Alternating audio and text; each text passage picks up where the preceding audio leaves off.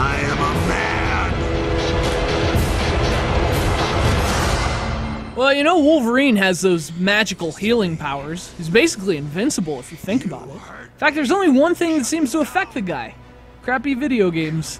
Wolverine's been in a lot of crappy video games. And this one cuts pretty deep. It's X2, Wolverines Revenge. He should seek revenge for this game.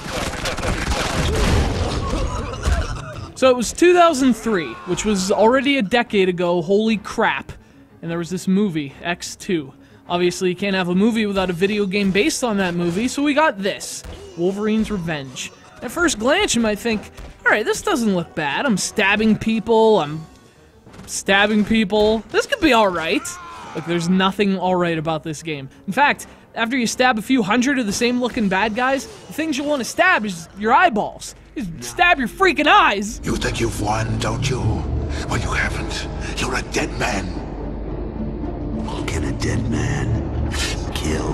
The weird thing is, it's not actually based on the movie at all. It just has the movie in the name for marketing. That's one of the reasons you might have high hopes. It has an original story from a guy who actually wrote some of the comics, which is awesome.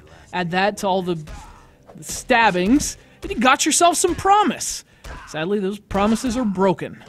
And so is the camera. So this is largely your typical hack and slash brawler, but with an extra layer of stealth. Another cool idea. Too bad it all falls apart. You can button mash your way through enemies, or more like button slash, but you can also sneak up on them and perform stealth kills. Kind of badass, if a little bit silly. I mean, I'm not sure a guy who can heal himself needs to fucking tippy-toe. So, original story, cool gameplay concept, voice acting from Patrick Stewart. Where's this thing go so horribly wrong? Well, it's all in the execution. This is a poorly made game in pretty much every aspect. But there's always a subjective element of a game, right? And I guess if you like X-Men and you like stealth games, you might find this fun, maybe, but you'll also find god-awful controls. Wolverine has two speeds, stopped and running. This makes moving feel incredibly clunky.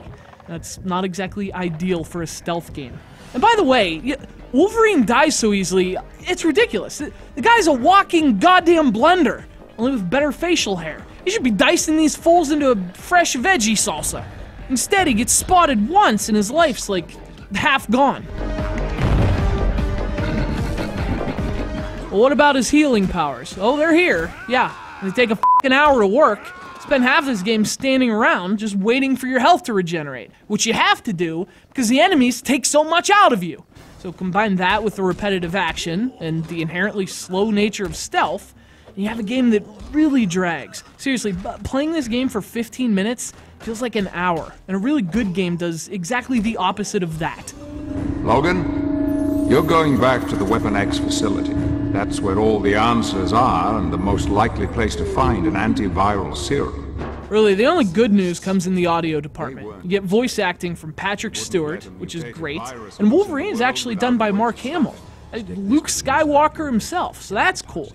But in the end, it's kind of a waste of money. I would rather they spent that cash on, oh, I don't know, how about a camera that doesn't make me nauseous? How about an art style that goes beyond emulating throw-up? Or how about, you know what, forget it. This milk was spilled a long time ago. Now it's just chunky old cheese trying to be stealthy, only with better facial hair. Thanks to our friend Kevin from Jersey City, New Jersey, for sending Wolverines Revenge.